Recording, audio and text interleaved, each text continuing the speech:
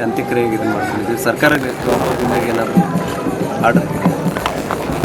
ನಿನ್ನೆ ರಸ್ತೆ ಅಪಘಾತದಲ್ಲಿ ನಮ್ಮನ್ನು ಅಗಲಿದ ಶ್ರೀಯುತ ಭದ್ರೇಶ್ ಬೆಳಗಿ ನನ್ನ ಬ್ಯಾಚ್ಮೇಟಿಂಗ್ ಅವರು ಮತ್ತು ಅವರ ಜೊತೆ ಸಹ ಪ್ರಯಾಣಿಕರಿದ್ದ ಮೃತರಾಗಿದ್ದಾರೆ.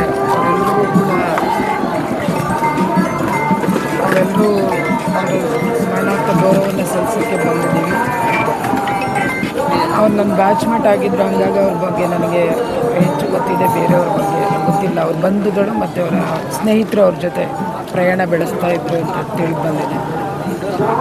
ಸರ್ಕಾರ ಅವರ ಗೌರವಾರ್ಥ ಈಗಾಗಲೇ ಆದೇಶ ಮಾಡಿದೆ. ಅದರಂತೆ ಅವರ ಗೌರವಗಳನ್ನ, ಅವರ ಅಂತ್ಯಕ್ರಿಯೆಯನ್ನು ಸಕಲ ಗೌರವಗಳೊಂದಿಗೆ ಆಚರಣೆ ಮಾಡಲಾಗುತ್ತೆ. ಮೂಲತಃ ಅತ್ಯಂತ ಉತ್ಸಾಹಿ ಮತ್ತು ಸರಳರು, ಸಜ್ಜನಿಕೆ ವ್ಯಕ್ತಿತ್ವ ಅವರನ್ನು.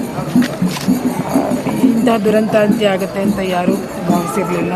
ಅವ್ರ ಕುಟುಂಬಕ್ಕೆ ಇದರಿಂದ ಹೊರಬರೋಕ್ಕೆ ತುಂಬ ಶಕ್ತಿ ಬೇಕು,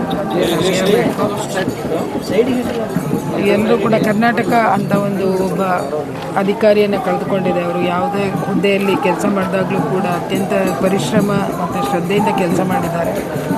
ಅವರು ಕೆಲಸ ಮಾಡಿದ ಎಲ್ಲ ಸ್ಥಳಗಳಲ್ಲೂ ಕೂಡ ಅತ್ಯುತ್ತಮವಾದ ಕಾರ್ಯನಿರ್ವಹಣೆ ಮತ್ತು ಸಾರ್ವಜನಿಕ ಸ್ನೇಹಿಯಾಗಿ ಅವರು ಕೆಲಸ ಮಾಡಿದ್ದಾರೆ. ನಮ್ಮ ರಾಜ್ಯ ಒಬ್ಬ ಒಳ್ಳೆಯ ಅಧಿಕಾರಿ ಮತ್ತು ಮಾನವೀಯತೆ ಇರುವಂಥವರು, ಯುವ ಜನರಿಗೆ ಯಾವಾಗಲೂ ಸ್ಫೂರ್ತಿ ನೀಡ್ತಾ ಇದ್ದರು.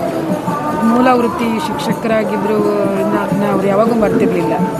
ಸಿಕ್ಕಾಗೆಲ್ಲ ಕೂಡ ಯುವ ಜನರನ್ನು ಉದ್ದೇಶಿಸಿ ಹೆಂಗೆ ನಾವು ಇನ್ಫೀರಿಯಾರಿಟಿ ಆಗಲಿ, ಇನ್ಸೆಕ್ಯೂರಿಟಿಯನ್ನಾಗಲಿ ಮೀರಿ ನಮ್ಮ ಐಡೆಂಟಿಟಿಯನ್ನು ಪ್ರೂವ್ ಮಾಡ್ಕೋಬೇಕು ಅನ್ನೋದನ್ನು ಸ್ವತಃ ತಾವೇ ಉದಾಹರಣೆಯಾಗಿ ರೂಪಿಸ್ಕೊಂಡು ಆದರ್ಶ ಆಗಿದ್ದರು. ಈ ಗ್ರಾಮದಲ್ಲಿ ನಿಜವಾಗ್ಲೂ ಕೂಡ ಗ್ರಾಮ, ಜಿಲ್ಲೆ, ರಾಜ್ಯ ಒಬ್ಬ ಒಳ್ಳೆಯ ಆದರ್ಶವಾದ ವ್ಯಕ್ತಿತ್ವ ಉಳ್ಳ ವ್ಯಕ್ತಿಯನ್ನು ಕಳ್ಕೊಂಡಿದ್ದೀವಿ ನಾವು. ಎಲ್ಲರೂ ಕೂಡ ಅವ್ರ ಕುಟುಂಬದ ಜೊತೆ ನಿಂತು ಅವರಿಗೆ ದುಃಖ ಭರಿಸೋಕ್ಕೆ ಶಕ್ತಿ ಕೊಡುವಂಥ ಪ್ರೇಯರ್ ಮಾಡೋದಷ್ಟೇ ನಮಗೀಗ ಉಳಿದಿರೋದು. ಎಲ್ಲರೂ ಕೂಡ ಸಹೋದ್ಯೋಗಿಗಳು ಮತ್ತು ಗ್ರಾಮಸ್ಥರು ಎಲ್ಲರ ಸಮ್ಮುಖದಲ್ಲಿ ಮಧ್ಯಾಹ್ನ ಅವರ ಅಂತ್ಯಕ್ರಿಯೆ ಸಕಲ ಸರ್ಕಾರಿ ಗೌರವಗಳಿಗೆ ಟೈಮಿಂಗ್ ಏನಾದರೂ? ಟೈಮ್ 3 ಗಂಟೆ, ಅಂದಾಜು 3 ಗಂಟೆ ಅಂತ ಅಂದ್ಕೊಂಡಿದ್ದೀವಿ, ಹೆಚ್ಚು ಕಡಿಮೆ. 3 ಜನರದ್ದು ಒಟ್ಟಿಗೆ ಅಥವಾ ಇನ್ನೊಬ್ಬರದ್ದು ಇದೆ? ಈಗ ಜಸ್ಟ್ ನನಗೆ ಗೊತ್ತಾಯಿತು ಗುಲ್ಬರ್ಗದಲ್ಲಿ ಅವ್ರದ್ದು ಇದಿದೆ ಅಂತ. ಅದು ನನಗೆ ಹೆಚ್ಚಿನ ಮಾಹಿತಿ ಇಲ್ಲ ರೀ ಅವ್ರ ಕುಟುಂಬದ ಬಗ್ಗೆ. ನಾನು ಮೇಡಮ್, ನೀವು ಬ್ಯಾಚ್ಮೆಂಟ್ಸ್ ಅಂದ್ರಿ, ಯಾವ ರೀತಿಯಾಗಿ ಸರ್ ಒಡನಾಟ? ತುಂಬ ಉತ್ಸಾಹಿ ರೀ, ತುಂಬ ಉತ್ಸಾಹಶೀಲರು ಮತ್ತು ಲೀಡರ್ಶಿಪ್ ಆಯಿತು, ತಿಳುವಳಿಕೆ, ಶ್ರದ್ಧೆ, ಪರಿಶ್ರಮ ಅವರಲ್ಲಿ ನೆಲೆಗೊಂಡಿತ್ತು. ಏನು ಕೊಟ್ಟರು ಅವ್ರು ಅಷ್ಟು ಶ್ರದ್ಧೆಯಿಂದ ಮಾಡ್ತಿದ್ರು, ಪರಿಶ್ರಮದಿಂದ ಅವ್ರು ಮುಂದೆ ಬಂದಿದ್ದರು. ಅವರ ಹಿಂದೆ ಮತ್ತು ಹಿಂದು ಅಂತ ನೋಡಿದ್ರೆ ಗೊತ್ತಾಗುತ್ತೆ ನಮಗೆ. ಸ್ವಂತ ಪರಿಶ್ರಮದಲ್ಲಿ ದಾರಿ ಮಾಡಿಕೊಂಡು ಸಮಾಜದಲ್ಲಿ ತಲೆ ಎತ್ತಿ ನಿಲ್ಲಬಹುದು ಅನ್ನೋದಕ್ಕೆ ಎಲ್ರಿಗೂ, ಸಾವಿರಾರು ಲಕ್ಷಾಂತರ ವಿದ್ಯಾರ್ಥಿಗಳಿಗೆ, ಯುವಜನರಿಗೆ ಅವರು ಉದಾಹರಣೆ ಆಗಿದ್ದರು. ಅವ್ರು ಬೇರೆಯವ್ರು ನೋಡಿ ಹೇಳ್ತಿರ್ಲಿಲ್ಲ, ನನ್ನ ಬದುಕನ್ನು ನೋಡಿ ನೀವು ಕಲ್ತ್ಕೊಳ್ಳಿ ಅಂತ ಹೇಳ್ತಾ ಇದ್ರು. ಒಬ್ಬ ಮನುಷ್ಯಂಗೆ ಇದಕ್ಕಿಂತ ದೊಡ್ಡ ಸಾಧನೆ ಇಲ್ಲ. ಆದರೆ ಇದು ದುರಂತ ಅಂತ್ಯ ಆಗಿದೆ. ಅದು ನಿಜವಾಗ್ಲೂ ಕೂಡ ನಮಗೆಲ್ರಿಗೂ ಕೂಡ ಆಘಾತದೆ. ಇಲ್ಲ, ಅದನ್ನು ಅವರು ಯಾವಾಗೂ ಹೇಳ್ತಿದ್ರು. ನಾನು ಬಂದಿದ್ದೆ ಅವರು ತಾಯಿ ತೀರ್ಕೊಂಡಾಗ. ತಾಯಿನೂ ಕೂಡ ಅತ್ಯಂತ ಶ್ರದ್ಧೆಯಿಂದ ಸೇವೆ ಮಾಡಿ, ಒಂದು ಮನುಷ್ಯ ಯಾವ ಕೆಲಸನೂ ಶ್ರದ್ಧೆಯಿಂದ ಮಾಡ್ತಾರೆ ಅನ್ನೋದು ಉದಾಹರಣೆ. ಯಾರೂ ಇತ್ತೀಚಿನ ದಿನಗಳಲ್ಲಿ ತಾಯಿನ ಆ ಥರ ನೋಡೋಕ್ಕೆ ಸಾಧ್ಯ, ಅಷ್ಟು ಚೆನ್ನಾಗಿ ಅವ್ರು ಮಾಡ್ತಾರೆ. ಆವಾಗನೇ ಅವ್ರ ತಾಯಿ ಅಂತ್ಯಕ್ರಿಯೆಗೆ ಬಂದಾಗ ನಾನು ಅವ್ರ ಜೊತೆ ಮಾತಾಡಿದ್ದೆ. ಅದು ಲಾಸ್ಟ್ ಅಂದರೆ IAS ಇದಕ್ಕೆ, ಅಂದರೆ ಈ ಒಂದು ಕೆಡರಿಗೆ ಬರುವಂಥದ್ದಕ್ಕೆ ಕಾರಣ ಏನಾದರೂ ನಿಮ್ಮ ಹತ್ರ ಶೇರ್ ಮಾಡ್ಕೊಂಡಿದ್ದೀರಾ ಸರ್? ಅಷ್ಟೇ, ಅವರಿಗೆ ಛಲ ಮೀರಬೇಕು ಅಂತ ಹೇಳಿದ್ರಲ್ಲ, ಅವರು ರೊಟ್ಟಿ ಮಾರಿ ನಮ್ಮ ತಾಯಿ ನಮ್ಮನ್ನು ಬೆಳೆಸಿದ್ರು. ವಿದ್ಯೆಯಿಂದ ನಾವು ಅದನ್ನು ಓವರ್ಕಮ್ ಮಾಡ್ಬೋದು ಅನ್ನುವ ಅದಮ್ಯ ಹಠ ಇತ್ತು ಅವ್ರಿಗೆ. ಅದನ್ನು ಸಾಧಿಸಿ ತೋರಿಸಿದ್ರು ಅವರು. ಇವತ್ತು ಊಟನೂ ಕಷ್ಟಪಟ್ಟಿದ್ದಾರೆ. ಊಟ ಇಲ್ದಂದ್ರೆ ಮೂಲಂಗಿ ತಿಂದು ಅವರು ಇಲ್ಲ ಇದೆ, ಮತ್ತು ಅದೆಲ್ಲ ಅವ್ರಿಗೆ ನೆನಪಿತ್ತು. ಮತ್ತು ಅಂಥ ಸ್ಥಿತಿಲಿ ಇರೋರು, ಹೀಗಿರೋರು ನನ್ನನ್ನು ನೋಡಿ ಮುಂದೆ ಬರಬೇಕು ಅನ್ನೋದು ಅವರ ಆದರ್ಶ ಆಗಿದೆ. ನಮ್ಮ ಉತ್ತರ ಕರ್ನಾಟಕ ಭಾಗದ ಬಹಳಷ್ಟು ಹುಡುಗರಿಗೆ ಇವರು ಪ್ರೇರಣೆ. ನಿಜವಾಗ್ಲೂ ಧಾರವಾಡದಲ್ಲಿ ಅವರು ಒಂದು ಕೋಚಿಂಗ್ ಸೆಂಟ್ರೇ ಮಾಡ್ತಾಯಿದ್ರು. ನಮ್ಮ ಕೆಲಸಕ್ಕೆ ಸೇರೋಕ್ಕೆ ಮುಂಚೆ ಕೋಚಿಂಗ್ ಸೆಂಟ್ರೇ ಮಾಡ್ತಾಯಿದ್ರು. ಹೇಳಿದಾರೆ ನೋಡಿ, ಅದನ್ನು ಸರಿಯಾಗಿ ನೋಡ್ಕೊಂಡು ₹100 ಲಂಚ ಕೊಡ್ತೀವಿ ಮಾಡಿದ್ವಿ ಅಂತ ಯೂಸ್ ಆಗುತ್ತಾ ಬೇರೆ ಅನುಭವ ಆಗಬಾರ್ದು. ಸರ್ಕಾರಿ ಭಾಳಷ್ಟು ಜನರಿಗೆ ಮಾದರಿ ಆದವ್ರನ್ನ ಕಳ್ಕೊಂಡ್ಬಿಡ್ತೀವಿ ಹತ್ರ. ನಿಜವಾಗ್ಲೂ ನಮ್ಮ ಭಾರತೀಯ ಆಡಳಿತ ಸೇವೆಗೂ ನಷ್ಟ, ಒಬ್ಬ ಮಾನವೀಯತಾವಾದಿಯಾಗಿ ನಷ್ಟ, ತುಂಬಲಾರದ ನಷ್ಟ ಅಂತ ನಾವು ಪದಗಳಲ್ಲಿ ಹೇಳ್ಬೋದು. ಅದು ಅಕ್ಷರಶಃ ಸತ್ಯ. ಮುಂದೆ ಏನಾದರೂ ಕನಸು ಕೊಟ್ಕೊಂಡಿದ್ದು ನಿಮ್ಮ ಹತ್ರ ಶೇರ್ ಮಾಡಿದ್ರೆ ಮುಂದೆ ನಾನು ಇನ್ನೂ ಇಲ್ಲ, ಅವರಿಗೆ ಯುವ ಜನರಿಗೆ ಸ್ಫೂರ್ತಿ ನೀಡಬೇಕು. ಮತ್ತು ಅವರು ಇದರಿಂದ ನಮ್ಮ ಗ್ರಾಮೀಣ ಪ್ರದೇಶದವರಿಗೆ ಕನ್ನಡ ಮಾಧ್ಯಮದಲ್ಲಿ ವಿಶೇಷವಾಗಿ ಓದ್ದವರಿಗೆ ಒಂದು ಕೀಳರಿಮೆ ಇರುತ್ತೆ, ಅದನ್ನು ಓವರ್ಕಮ್ ಮಾಡಿ ನಾವು ಒಂದು ಮುಖ್ಯವಾಹಿನಿಗೆ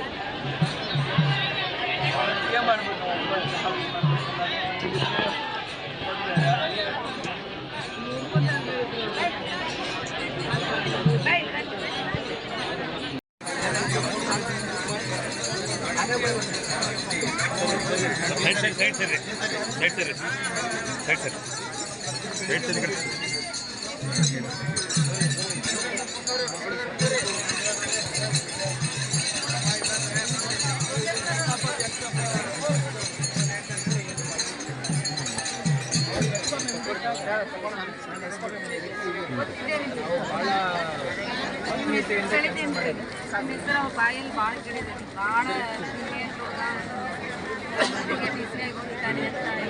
ಯಾವಾಗ ಟೆನ್ಷನ್ ಬರ್ತಾ ಇತ್ತು ಫಸ್ಟ್ ಕಾಲ್ ನಾನು ಮಾಡ್ತಾ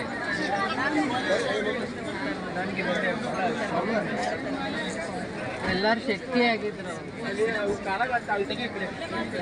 ಕರ್ನಾಟಕದ ಅಷ್ಟೇ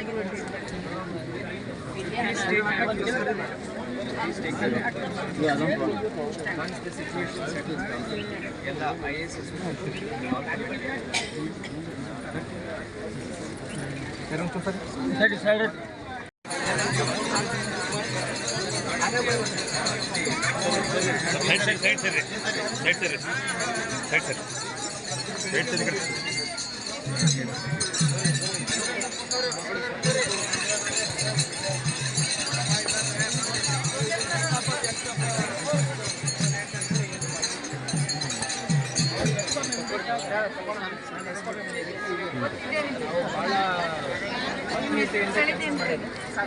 ಬಾಯಲ್ಲಿ ಭಾಳ ಗಿಡಿದೆ ಭಾಳ ಯಾವಾಗ ಟೆನ್ಷನ್ ಬರ್ತಾ ಇತ್ತು ಫಸ್ಟ್ ಕಾಲ್ ನಾನು ಮಾಡ್ತಾ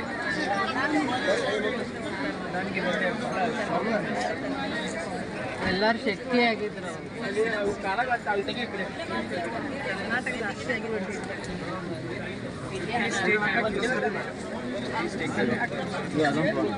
Once the situation settles down, ಎಲ್ಲ IAS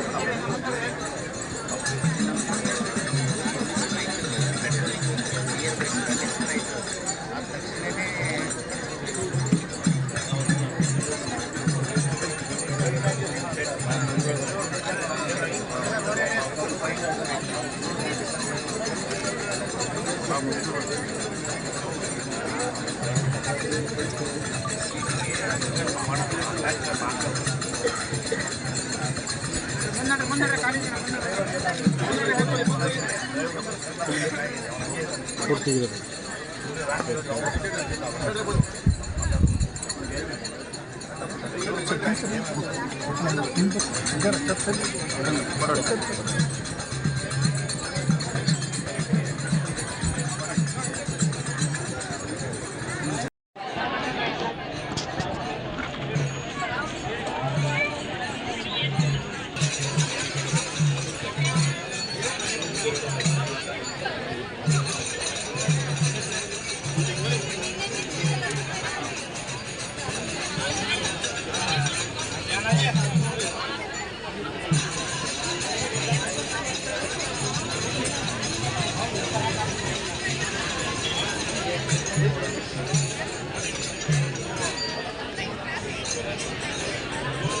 ಹೆಚ್ಚಿನ ವಿಡಿಯೋಗಳಿಗೆ ಪ್ರತಿಧ್ವನಿ ಯೂಟ್ಯೂಬ್ ಚಾನೆಲ್ ಸಬ್ಸ್ಕ್ರೈಬ್ ಮಾಡಿ, ಬೆಲ್ ಐಕಾನ್ ಕ್ಲಿಕ್ ಮಾಡಿ.